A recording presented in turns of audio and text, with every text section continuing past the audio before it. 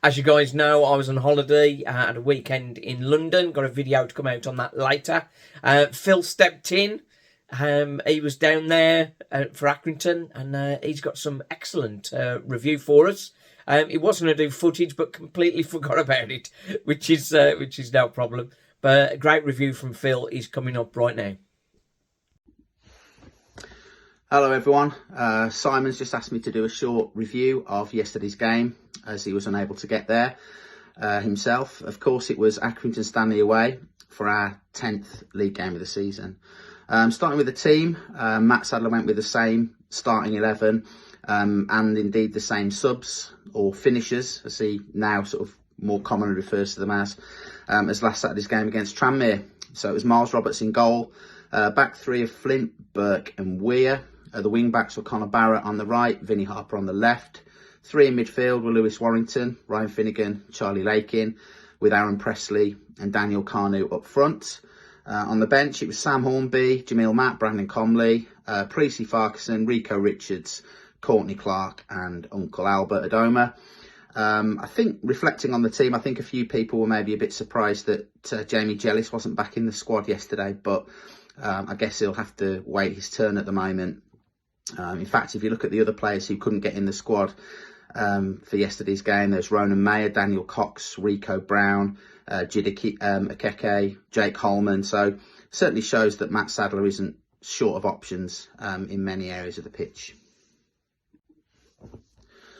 So on to the first half. In all honesty, we were pretty poor in the first half. We struggled to get anything going. And we were fortunate not to be at least one goal down, and it was mainly thanks to Miles Roberts that we weren't. Isaac Heath, who's on loan at Accrington from Everton, was causing us quite a few problems down the left-hand side. I was impressed with him. He looks like a talented young player. He nearly gave Accrington the lead.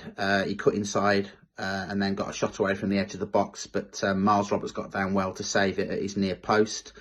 Soon after, Miles Roberts made an excellent double save. The first save was from a shot from outside the box, which took a deflection. He managed to get down and get a strong right hand on the ball, and then he got up quickly to block the follow-up to deny Heath again. And I think the second one in particular was a very good save.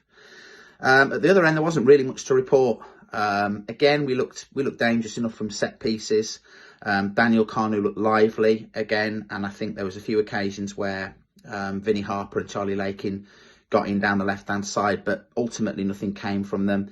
The only real chance I can remember fell to Charlie Lakin. Connor Barrett inadvertently set him up. I think he tried to shoot and the ball hit his standing foot and it rolled to Charlie Lakin, but unfortunately it came to Lakin on his right foot and the shot was well over the bar. So it was 0-0 at half-time, but as I say, in all honesty, we were a little bit fortunate to go in with the scores level. So on to the second half and the goals. Once again, Matt Sadler made the same double substitution at pretty much the same time as he did against Tranmere last week, where he took off Lewis Warrington and Ryan Finnegan and brought on Courtney Clark and Brandon Comley.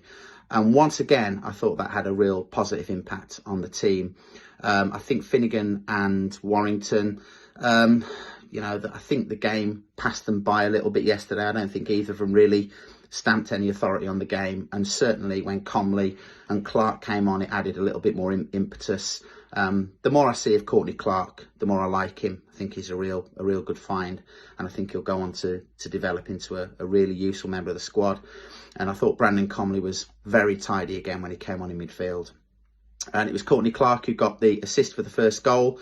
Corner from the right-hand side, really nicely whipped into the back post. And I suppose it was only a matter of time before Aidan Flint got his first goal from a set piece, but he got it really well, a really powerful, towering header back across the keeper into the far corner to make it 1-0. It was Brandon Comley, I think, had a real good hand in the second goal as well. It was an Evan Weir free kick that got cleared, and I thought Comley played a really intelligent little diagonal ball back into the box. Daniel Carnew span his man, tried to get a shot away. The shot was blocked, the ball looped up in the air, and there was Aaron Pressley to get his second goal of the season, to head it in from close range. Of course, we didn't do it the easy way. Accrington got a goal back just at the start of injury time.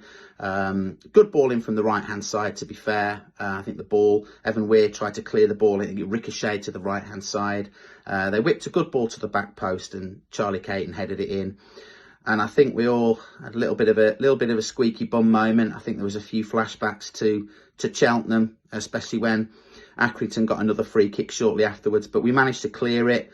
And the ball fell to Rico Richards, who hooked it forward, a nice ball through to Uncle Albert, who raced clear, and to be fair, finished it really, really nicely. Lobbed the keeper who was coming out, and a little bit of a change in his celebration. He moved away from the walking stick celebration to seem to be riding some kind of imaginary mobility scooter, which was an interesting take on his celebration. But yeah, once again, Albert coming off the bench to good effect, getting his third goal in the last few games. And yeah, job done, 3-1 Saddlers. So my overall reflections then on yesterday. Performance wise, not the best. We had to weather a bit of a storm in the first half, but fortunately we came through it. But we won the game. And ultimately, that's always the most important thing. And Accrington Stanley are not a team that we've done particularly well against in the last few years. And certainly our last couple of trips to Accrington before yesterday haven't been very fruitful. It was interesting listening to Matt Sadler and to Aidan Flint after the game, both talking about what a tough place Accrington is to go. And we've certainly found it difficult there in the last few seasons. So even though the performance wasn't great, we've come away with a win. We've dug in, and I think we've shown that we can win ugly. And there'll certainly be many other occasions in the season where we need to do that. The squad and the team does seem to have a bit more resilience about it. I think the Aidan Flint factor is huge in that regard. I think, again, yesterday he was really, really strong, really commanding performance, and his organisation and his constant talking at the back is having a real positive effect. And of course, the win takes us top of the league. Gillingham lost at home to Harrogate. So it's 22 points from 10 games with 7 wins. I think that's a far better start than most people anticipated it would be. Appreciate, obviously, it's still very early days. And I think no one, particularly because of what happened last season, is going to get carried away with us being top at this stage of the season. There's a hell of a long way to go. But there are some encouraging signs emerging. I think Matt Sadler probably needs to have a little think about what he does in midfield. Does he start with Brandon Comley and Courtney Clark, or does he leave them to have an impact off the bench? Does he bring Jamie Jellis back in as number 8 and move Ryan Finnegan to number 6, which I think is a more natural position? So I think there's a few things you might need to think about there. But the rest of the squad, I think, is looking pretty good. We're solid. We're working really hard for each other. And we're getting the results at the moment. So long may that continue. Finally, my S&S performance rating. I'd probably go for a 6.5, maybe a 7. I think you'd have asked me at half time, it probably would have been more like a 4 or a 5. But we definitely improved in the second half.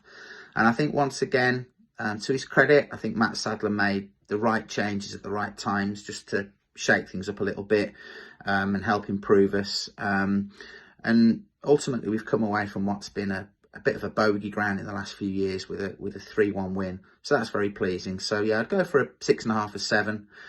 My man of the match, once again, I thought Aidan Flint was immense. But I also thought Harrison Burke had a good, solid game yesterday after he had a bit of a tough outing last week against Tranmere, but I thought he bounced back really well yesterday and had a very solid game. Carnu and Presley, again, up front, both worked tirelessly, and I thought Carnu looked dangerous. But I think my man of the match yesterday, I'll go for Miles Roberts. As I said earlier on, he made some crucial saves in the first half to keep us in it. I think if we'd have gone 1 or 2-0 down during that period, I think we might have struggled to come back from that. I thought his handling was generally good all game, and his kicking was also better than it has been in previous matches. The moment that made me smile, I think the ovation that Aaron Presley got when he was substituted. The referee made him come off the pitch at the side where the Walsall fans were. So we had to walk past us and then behind the goal, and he got a great ovation from the fans. I'm really pleased that he got the goal that he deserved yesterday. Hopefully there'll be many more to come, and yeah, it just made me smile to see the fans give him the ovation that he deserved when he came off. Right, that's enough from me. Thanks for watching, and I'll see you next week for Bristol Rovers at home. Looking forward to that one. Should be a good crowd and a big game. So here's to another 3 points. Cheers, everyone. Thanks again to Phil.